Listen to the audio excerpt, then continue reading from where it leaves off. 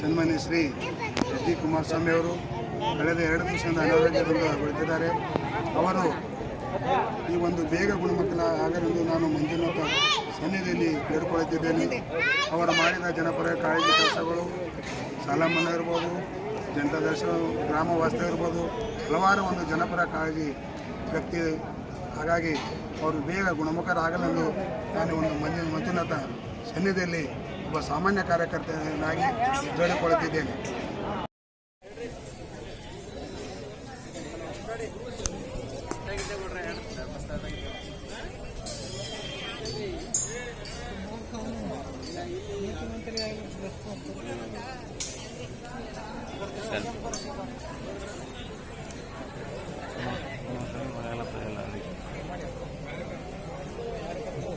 ಮಂತ್ರಿಗಳು ಸನ್ಮಾನ್ಯ Shri H D Kumaraswamy ಅವರು ಕಳೆದ 2 ದಿವಸದಿಂದ ಅನಾರೋಗ್ಯದಿಂದ ಬಳಲಿದ್ದಾರೆ.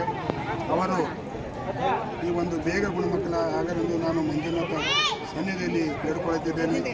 ಅವರು ಮಾಡಿದ ಜನಪರ ಕಾಳಜಿ ಕೆಲಸಗಳು, ಸಾಲ ಮನ್ನಾ ಇರ್ಬೋದು, ಜನತಾ ದರ್ಶನ ಗ್ರಾಮ ವಾಸ್ತವ ಇರ್ಬೋದು, ಹಲವಾರು ಒಂದು ಜನಪರ ಕಾಳಜಿ ವ್ಯಕ್ತಿ. ಹಾಗಾಗಿ ಅವರು ಬೇಗ ಗುಣಮುಖರಾಗಲೆಂದು ನಾನು ಒಂದು ಮಂಜುನಾಥ ಸನ್ನಿಧಿಯಲ್ಲಿ ಒಬ್ಬ ಸಾಮಾನ್ಯ ಕಾರ್ಯಕರ್ತನಾಗಿ ಬೇಡಿಕೊಳ್ಳುತ್ತಿದ್ದೇನೆ.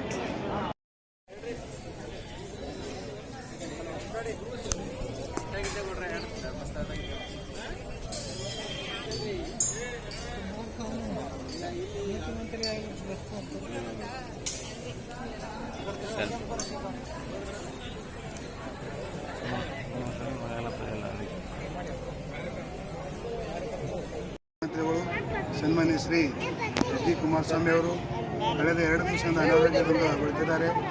ಅವರು ಈ ಒಂದು ಬೇಗ ಗುಣಮುಖರಾಗಲೆಂದು ನಾನು ಮಂಜುನಾಥ ಸನ್ನಿಧಿಯಲ್ಲಿ ಬೇಡಿಕೊಳ್ಳುತ್ತಿದ್ದೇನೆ.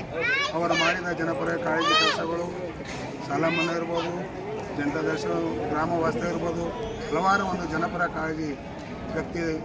ಹಾಗಾಗಿ ಅವರು ಬೇಗ ಗುಣಮುಖರಾಗಲೆಂದು ನಾನು ಒಂದು ಮಂಜುನಾಥ ಸನ್ನಿಧಿಯಲ್ಲಿ ಒಬ್ಬ ಸಾಮಾನ್ಯ ಕಾರ್ಯಕರ್ತನಾಗಿ ಬೇಡಿಕೊಳ್ಳುತ್ತಿದ್ದೇನೆ.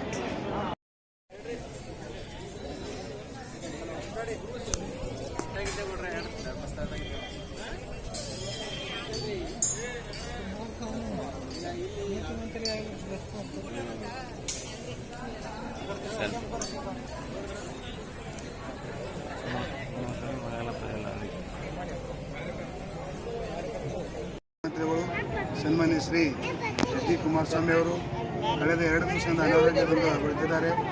ಅವರು ಈ ಒಂದು ಬೇಗ ಗುಣಮುಖರಾಗಲೆಂದು ನಾನು ಮಂಜುನಾಥ ಸನ್ನಿಧಿಯಲ್ಲಿ ಬೇಡಿಕೊಳ್ಳುತ್ತಿದ್ದೇನೆ. ಅವರು ಮಾಡಿದ ಜನಪರ ಕಾಳಜಿ ಕೆಲಸಗಳು, ಸಾಲ ಮನ್ನಾ ಇರ್ಬೋದು, ಜನತಾ ದರ್ಶನ ಗ್ರಾಮ ವಾಸ್ತವ ಇರ್ಬೋದು, ಹಲವಾರು ಒಂದು ಜನಪರ ಕಾಳಜಿ ವ್ಯಕ್ತಿ. ಹಾಗಾಗಿ ಅವರು ಬೇಗ ಗುಣಮುಖರಾಗಲೆಂದು ನಾನು ಒಂದು ಮಂಜುನಾಥ ಸನ್ನಿಧಿಯಲ್ಲಿ ಒಬ್ಬ ಸಾಮಾನ್ಯ ಕಾರ್ಯಕರ್ತನಾಗಿ ಬೇಡಿಕೊಳ್ಳುತ್ತಿದ್ದೇನೆ.